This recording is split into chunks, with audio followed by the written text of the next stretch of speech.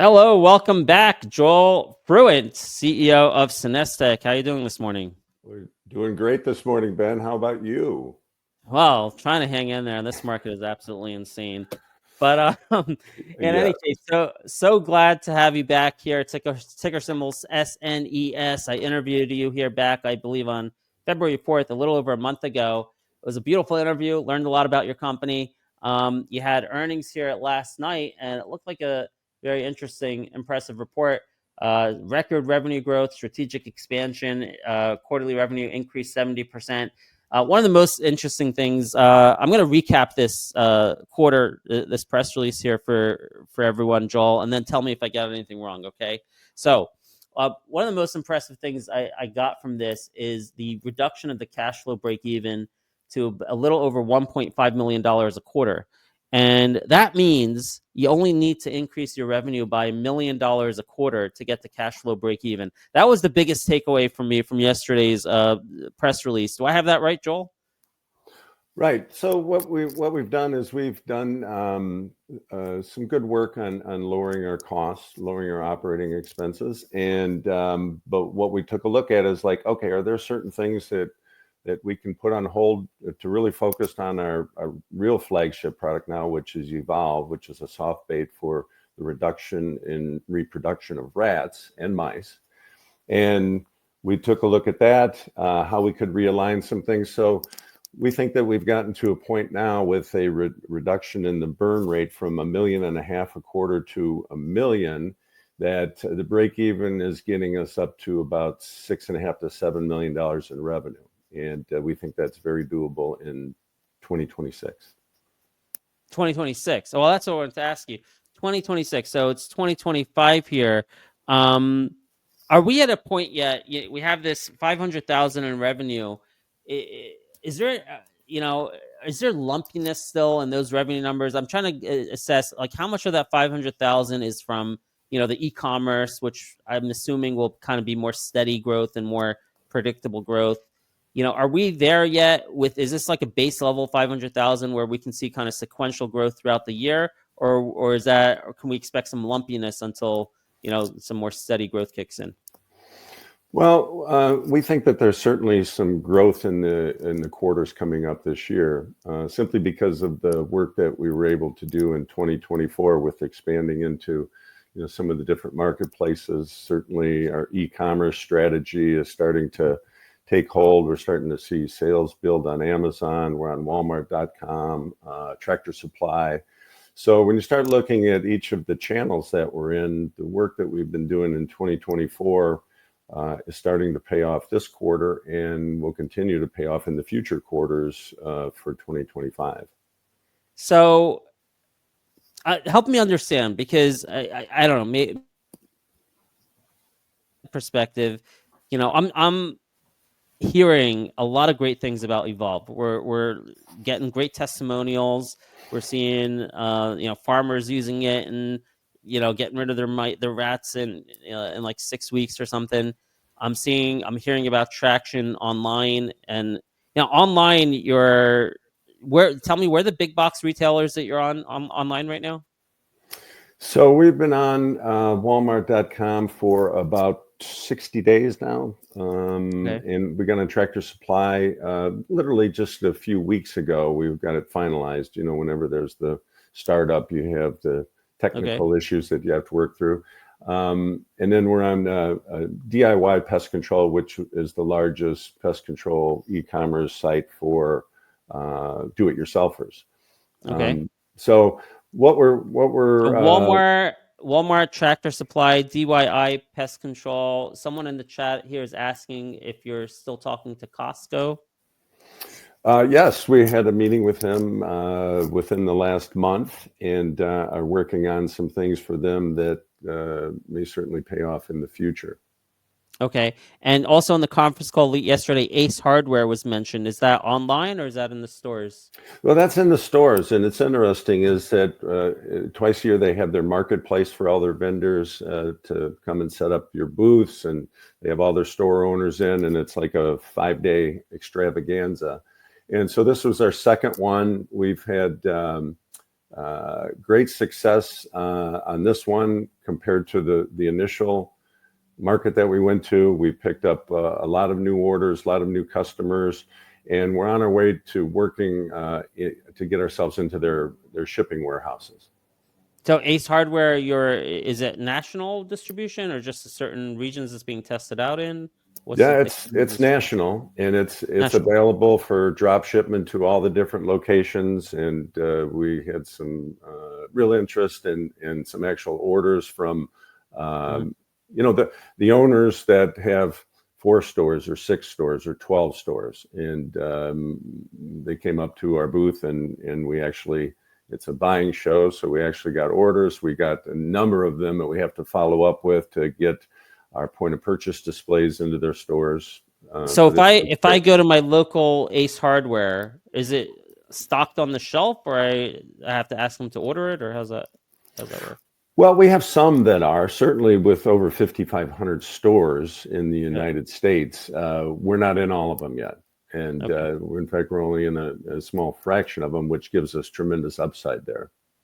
Okay, got it. All right, so I'm trying to understand when you're saying, you can increase your sales by $1.25 million by 2026. You just recently, I mean, this is all very new. Walmart and Tractor Supply just in the last, few weeks, really. And then you're talking to Costco. And based on the word of mouth I'm hearing about the effectiveness of this product, isn't there the potential to see a much faster kind of hockey stick growth in your sales through the, e-commerce or retail channels this year? Yeah, absolutely. And we have, laid out our plans for this year, and we have e-commerce growing at a substantial rate, along with in the retail side. We really feel like we're going to make some big strides in getting into a lot of the stores that are out there, the Ace Hardwares, and we think we'll get into Tractor Supply, and the big one too is Walmart. So they want to see how it's going on the e-commerce site, and then start to transition some stores, some brick and mortar stores in. Okay. Is there any data you can point to or that you have yet from the Walmart and Tractor Supply here in the first several weeks that you're there? Any data that can give you any kind of confidence in, I don't know, this quarter in Q1 or Q2, you think, can we look forward to some sequential revenue growth here in Q1 or Q2 We based on can. what you're seeing? Yeah, I look at it like, we started out with Amazon. Really, we didn't get things going on Amazon till July of last year. And, now we started out with some small orders, but it kept growing. And now we're looking at, $40,000 to $50,000 in sales on Amazon per month. So we feel like there's certainly that potential with Walmart and with Tractor Supply and some of the others that we're looking to align with. Wow, that's like 25% of your sales is just from Amazon. Yeah. Okay. All right. So yeah, I'm just trying to understand when you say 2026, what is the upside, or what are the chances, or what are the events that could happen this year that is there a chance we can get the cash flow break even in the next few quarters? Is kind of where I'm getting at, because again, I look at this and I see the traction the product has and the word of mouth it's starting to get. And if you're just getting into Walmart and Tractor Supply and you're growing in Ace Hardware and you might get into Costco, to me, like $1 million a quarter is like not a lot. It doesn't seem like a big, huge,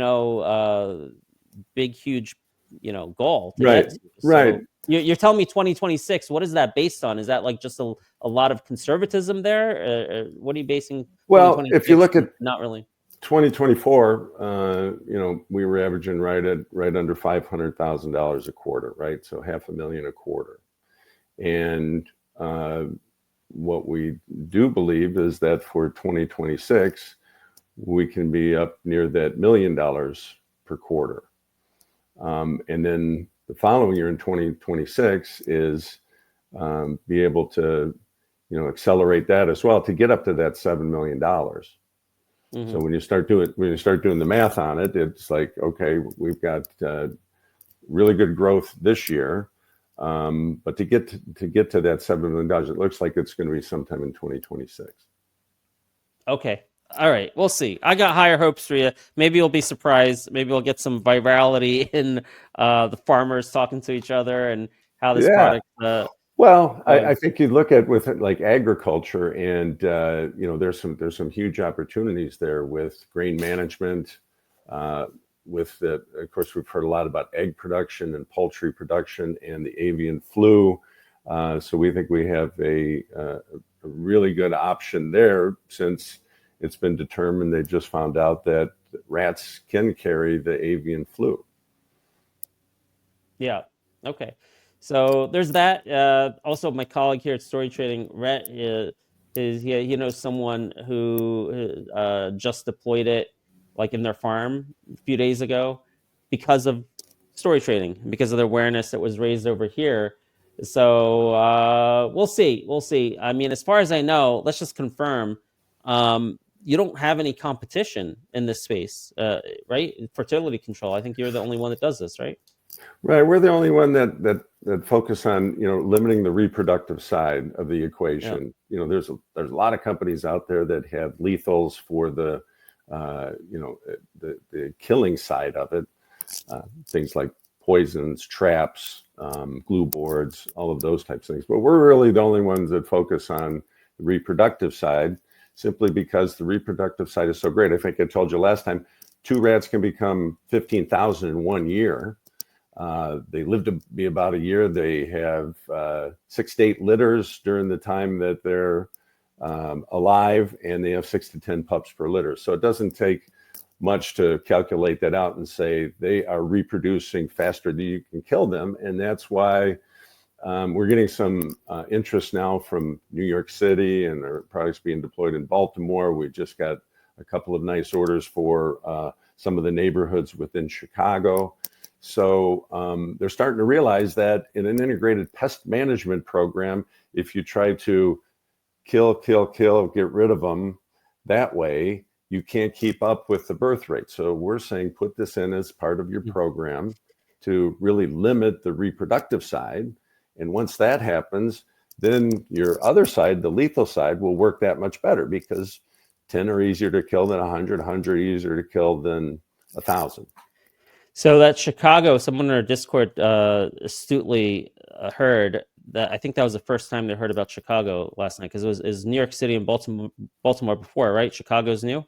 It is new, and it's something that once again in 2024 we were working on. We were supplying the data.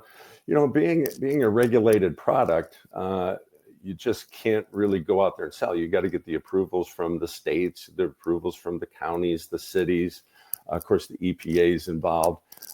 So we were really pleased when we got the orders for these neighborhoods that are taking it into their own hands to say, okay, we need to have something that really restricts the reproduction here to keep the population down, so then we can be more effective with our what would be the mainstay pest control. Okay, so Chicago's new. Also, someone, I think they heard that New York City, in the prior conference call, you mentioned like 10 city block area, but did you guys mention that now there's 2 of them instead of just 10 block area? So in the documents that they sent out when they were going to do this, and there's 2 10 block areas that they're designating.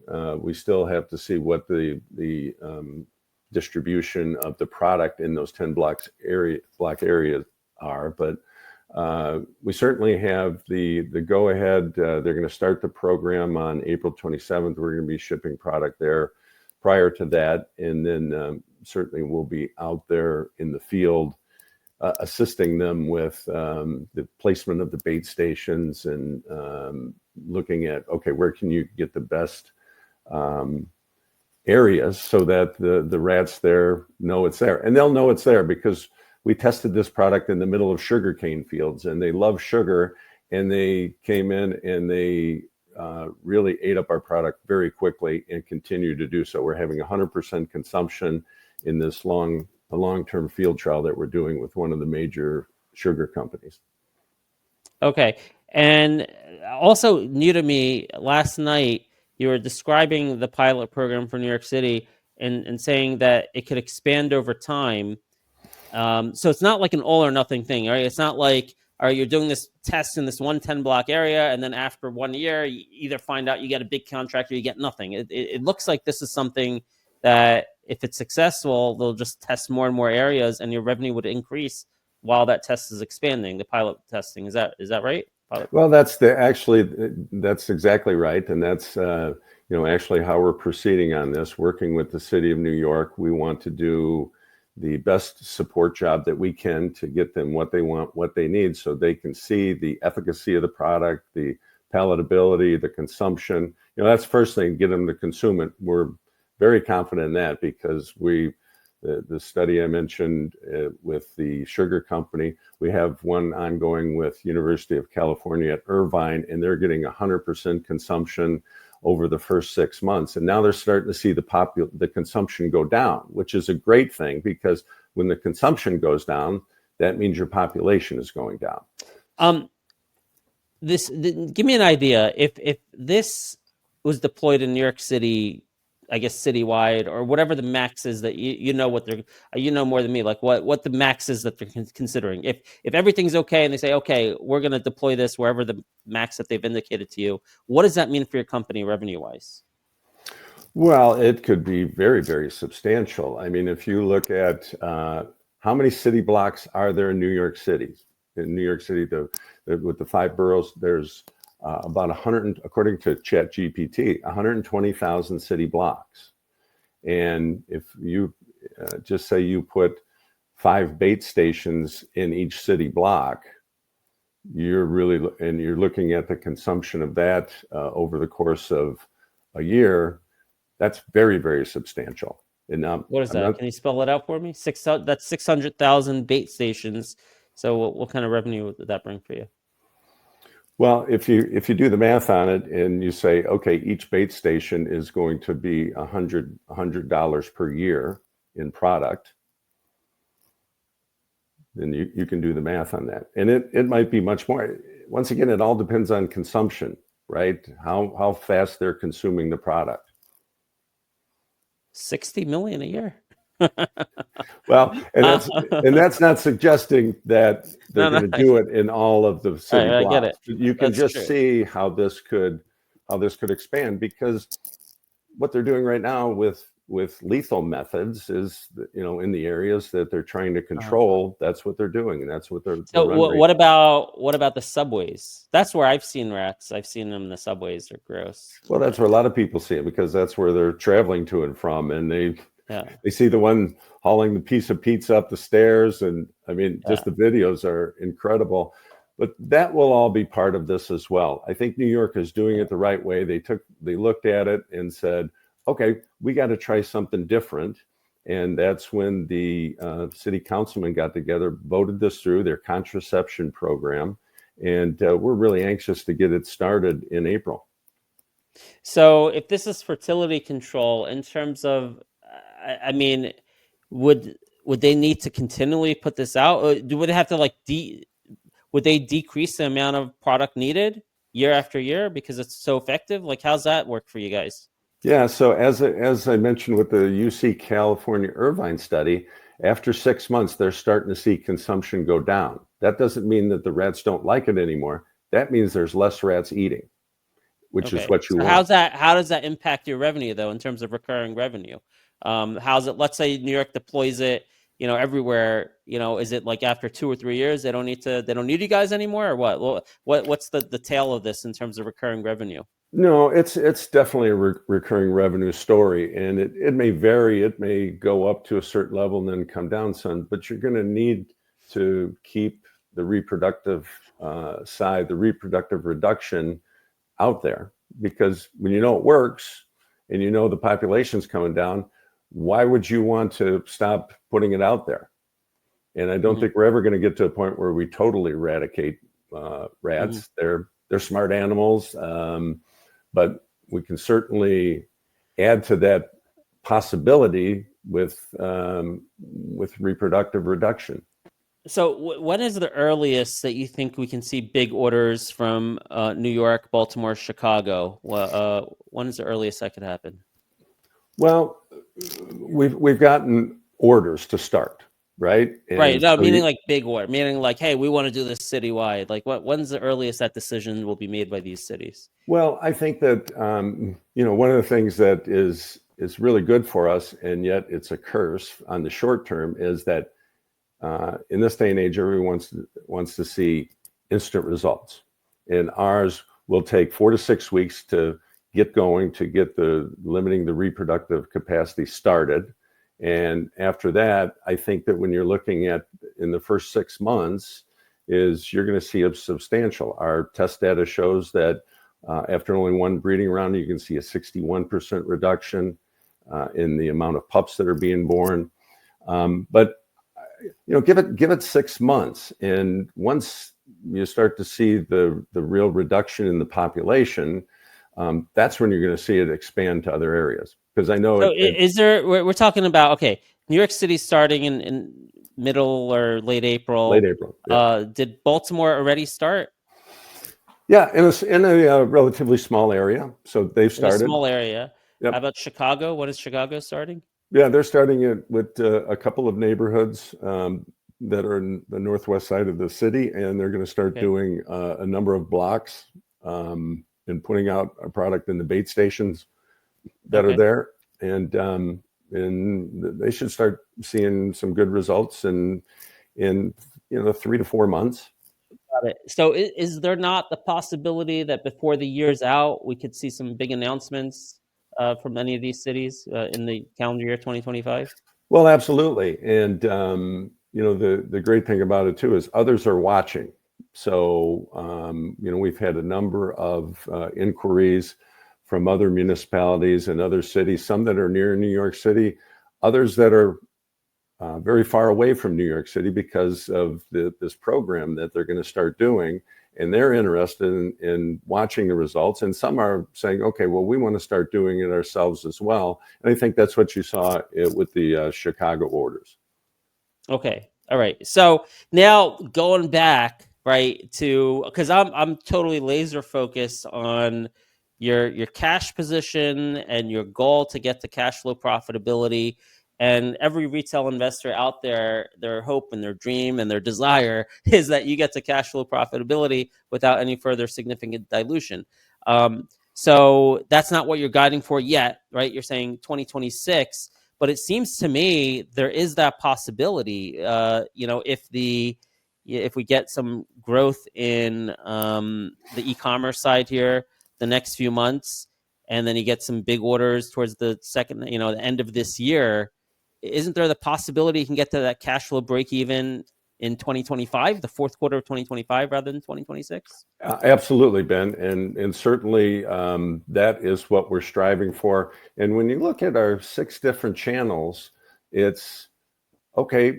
On the municipal side, in pest control, if someone like New York City really has great success with the product, wants to deploy it into multiple other areas, there's a big revenue spike. If someone like a Costco or somebody like a Walmart who we're talking to decides, you know what, we want to put that in 1,000 of our stores. Ace Hardware says we want to put it in all of our distribution centers. There are those very real opportunities where we're going to see a huge spike in revenue.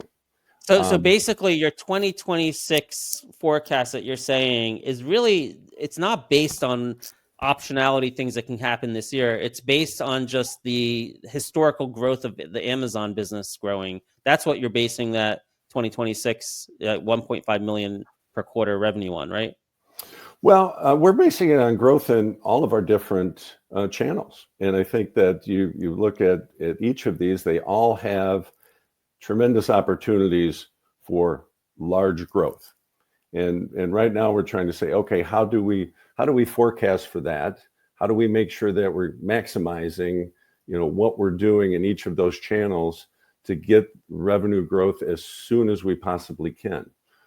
But in each of those, if a large poultry producer like Tyson Chicken decides, okay, this is the product we want to use in our 440 different Right. locations, that's a huge revenue spike. New York City, All huge right. revenue spike. I think I got it. I think I got Yep, it. Just to be 100% clear, when you're saying we think we can get to that cash flow break even in 2026, that's excluding any of these things that we just talked about that might. You just described a number of different scenarios that could be a big spike in revenue. That's excluding any of those possibilities. absolutely. That's Okay, what I'm saying. It's a conservative to say, okay, if our business got it. grows sequentially like we think across the board, we'll Yeah. get there in 2026.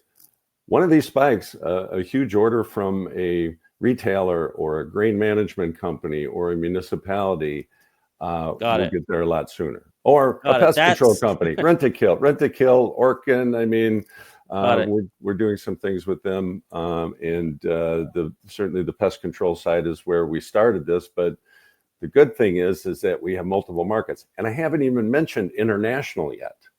I mean, some of the orders that are potential in international, when we get the approval in the country, and they're container loads of product.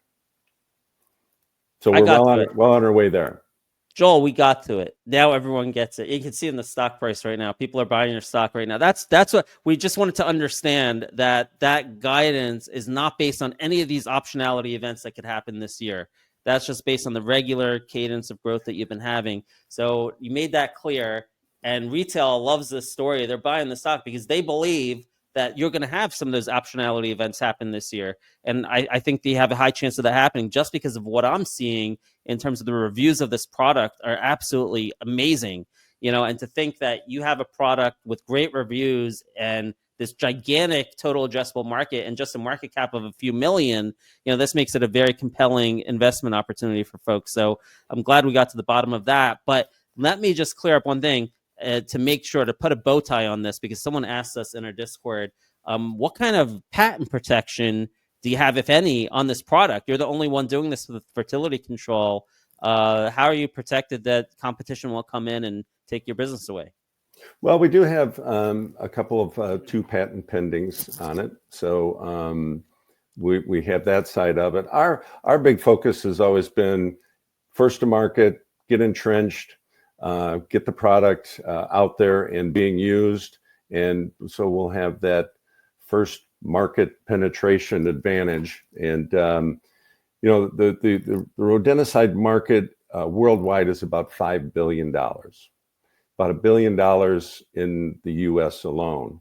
So we're very focused on, okay, how can we get first some initial market share, meaningful market share, and then how do we grow that? Okay, but sorry, may have missed it. Do you have patent protection for We do, your but product? they're patent pendings.